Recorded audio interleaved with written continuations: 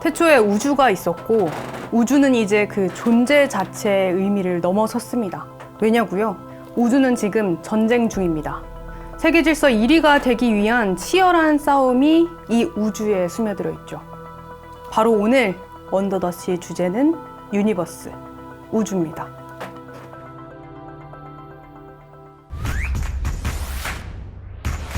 안녕하세요. 언더더시 기대조 최연수입니다. 오늘은 우주산업에 대해서 이야기를 해볼 건데요. 우주산업하면 뭐 내일이 아니고 좀 머나먼 이야기일 줄만 알았는데 사실 이 우주산업이 마지막 블루오션이라고 하면서 기업들까지 뛰어들고 있는 상황이라고 합니다. 뭐 월마트, 아마존, 우리나라 경우에는 한컴, KT, 한화 여기에 스타트업까지 우주산업에 뛰어든 상황인데요.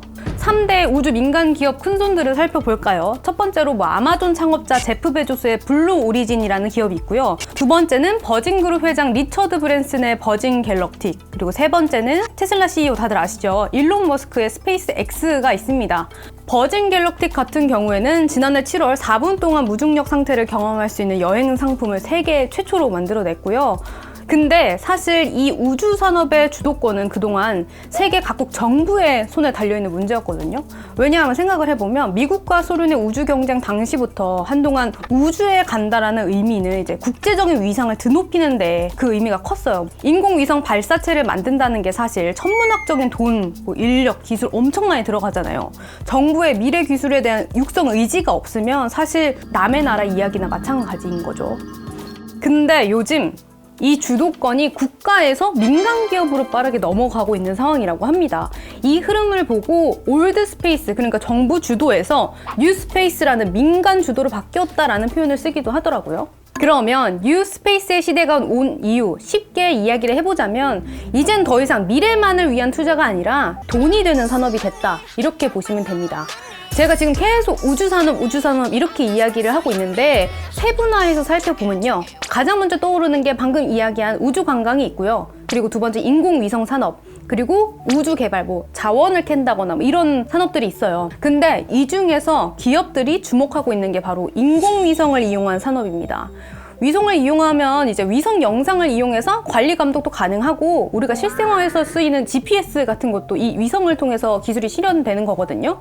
우주 위성 영상에 빅데이터 등을 결합해서 분석하는 스페이스 데이터 산업에 이제 기업들이 이제 진심인 상황인 거거든요. 그러면 이제 좀 더 자세히 이야기를 해볼게요. 이게 어떤 식으로 기술이 구현되냐 하면 인공위성을 적외도 우주에다가 띄워둬요. 그러면 이 인공위성이 멀리서 지구로 고해상으로 찍는 거예요. 이렇게 해서 고해상을 촬영해서 이거를 파는 스타트업들이 굉장히 많아지고 있어요. 예를 들어서 제가 설명을 드려볼게요. 자동차 회사에 투자를 고려하고 있는 한 기관이 이 업체에 위성 사진을 의뢰하면 자동차 회사 생산 공장 주차장이나 주변 교통량 등을 보여주는 이제 위성 영상을 받게 돼요. 이제 분석을 해서 얼마나 많은 자동차가 생산되는지 알려지지 않은 정보들을 확보해서 고객한테 전달을 합니다. 그럼 의뢰한 사람들은 자동차 회사가 준 정보 이외에 더 정확한 알려주지 않은 정보들을 얻어서 이제 투자를 할지 말지 결정을 할 수 있겠죠. 근데 이 밖에도 농업의 경우에도 이제 사용이 가능한데요. 위성 촬영으로 경작지를 촬영해서 그해 작황이 망했는지 가뭄이었는지 풍년이었는지 미리 예상해 볼 수도 있고요. 자연재해가 왔는지 안 왔는지 파악도 쉬워질 수 있다고 합니다. 근데 실제로 사용된 예시를 제가 또 들어드릴게요. 이번에 우크라이나 러시아 전쟁이 있었죠. 이 전쟁에서도 스페이스 데이터가 굉장히 큰 역할을 했다고 합니다. 사진을 한번 볼까요? 러시아 군이 우크라이나를 침공하기 위해 이동한다는 사실을 위성 사진으로 알게 됐기 때문인데요. 카펠라 스페이스라는 미국 상업용 정찰 위성 스타트업이 공개한 영상을 보면요, 해상도가 진짜 너무 좋아서 얼마나 많은 러시아 군이 움직이고 있는지, 그리고 러시아 군의 장비 종류까지 구분할 수 있을 정도로 선명했다고 합니다. 이 밖에도 인공위성 기반의 우주 인터넷 사업도 확산 중이에요. 테슬라의 CEO 일론 머스크가 만든 스페이스 X에서는 세계 최초로 우주 인터넷망인 스타링크를 구축했고요. 뒤이어서 원웹, 아마존, 보잉 등이 이 우주 인터넷 사업에 뛰어들고 있는 중입니다. 사실 지금 우주 인터넷과 같은 위성 통신을 시도하는 게 처음은 아니라고 합니다. 모토로라 다들 기억하시죠? 이렇게 접었다 폈다 하는 그 핫핑크 레이저폰. 1990년대 세계 최대 통신 업체였던 이 모토로라를 파산에 이르게끔 한 게 바로 이 이리듐 프로젝트, 그러니까 위성 통신 제작 프로젝트였다고 합니다. 어떤 계획이었냐면 지구에 77개의 위성을 띄워서 히말라야 정상에 있는 사람들 나도 태평양 바다에 있는 사람과 통화가 가능하게끔 하겠다 이런 포부를 이제 내보였는데 결국에는 실패했고 역사 속으로 사라지게 됐습니다.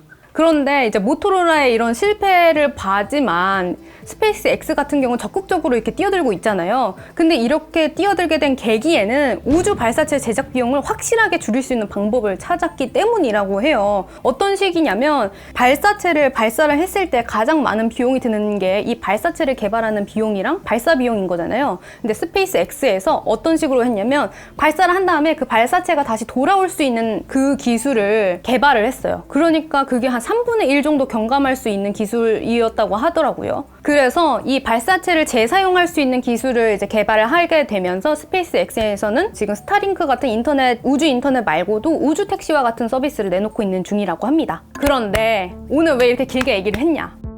우주 산업이 흥미로운 이유는 SF 영화에 나올 법한 이야기가 실제로 구현될 수도 있다. 기술력 덕도 뭐 있겠지만 사실은 이 우주에 국제 질서, 패권 경쟁이 스며들어 있기 때문에 이 산업이 굉장히 흥미롭다라고 볼 수 있어요. 제대로 잘 살펴보면 미국, 중국, 러시아 3국은 각자 우주에서 주도권을 잡기 위해 엄청나게 투자를 하고 있어요.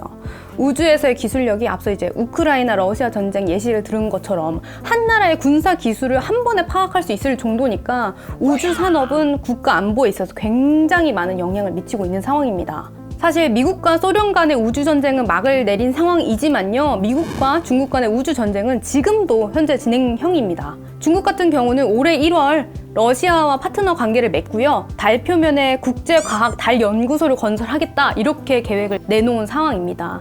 10월에는 중국에서 독자적인 우주 정거장인 텐공, 이게 뭐 하늘의 궁전이라는 뜻이라고 하더라고요. 이 텐공을 완성할 계획이라고 하고요. 근데 사실 국제 우주 정거장 ISS를 만들기 위해서는 16개의 국가가 참여를 하거든요. 근데 중국은 이걸 혼자 만들겠다고 하는 거니까 굉장한 포부를 내보였다, 이렇게 해석할 수 있겠죠. 그렇다면 미국은 어떻냐? 미국 참지 않죠.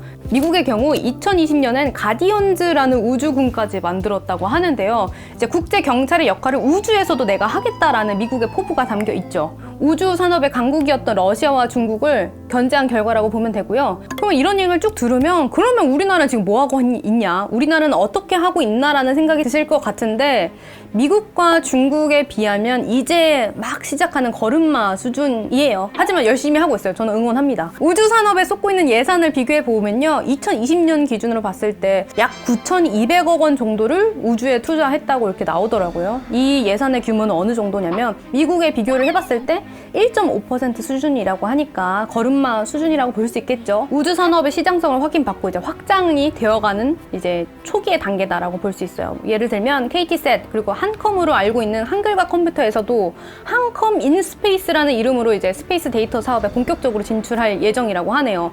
위성통신 기술의 주도권에 우리나라로 이제 도전장을 낸 거다, 이렇게 볼 수 있겠어요. 그래서 전문가들은 우주 산업이 이제 시작이니 규모의 경제가 시급하다, 그러니까 많이 해야 된다라고 보고 스타트업도 뛰어들 수 있는 환경을 마련해야 된다, 이렇게 조언을 하기도 하더라고요. 그런데 이렇게 우주 산업 마구마구 진출하는 거 굉장히 기술력 뭐 짱짱 하겠는데 이거 문제는 없을까요? 성공하기만 하면 해피 엔딩일 줄 알았는데 사실 우리가 간과하고 있는 게 있습니다. 바로 환경 문제인데요.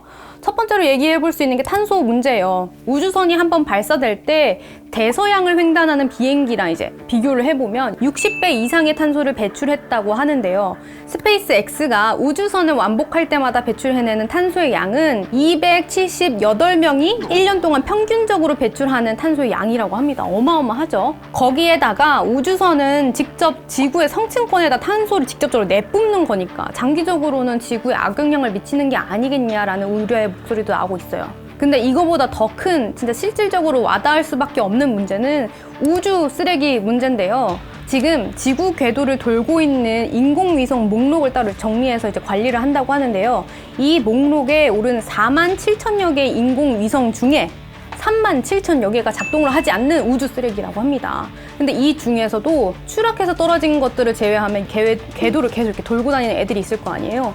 그 궤도에 떠다니는 물체 중에 90%가 우주 쓰레기라고 하는데요. 이게 실제로 세어서 이 정도인 건데 추정치라고 하면 뭐 억 단위까지 갈 수도 있다고 하네요. 근데 이게 단순히 우주를 떠다니는 쓰레기들이 많아져서 문제다라는 게 아니라요. 이 위성들끼리 충돌하는 위험이 있기 때문이에요. 그럼 충돌하면 충돌해서 끝나면 상관이 없는데 충돌한 다음에 지상으로까지 떨어질 위험을 우리가 고려해봐야 되기 때문인데요. 저궤도에서는 대부분 이제 위성을 쏘아 올렸을 때 1년 이내에 떨어지는 위성들이 대부분이라고 합니다. 그래서 이런 문제들을 인식하고 유엔은 2007년 지속 가능한 우주를 평화적으로 이용하기 위한 가이드라인, 이른바 우주 쓰레기 경감 가이드라인 권고안, 굉장히 길죠. 이걸 내놓기도 했는데요. 지금 스페이스 X의 경우는 한 번에 몇십 개씩 위성을 쏘아 올리고 있는 상황이거든요. 왜냐면 아까 얘기했던 재사용이 가능하면서 막 쏘아 올리고 있는 거예요. 근데 이 이후에 폐위성이 됐을 때 어떻게 처리해야 할지 논의해서 개발을 해야 하지 않을까, 거기까지가 기술력이지 않을까라는 생각이 저는 듭니다.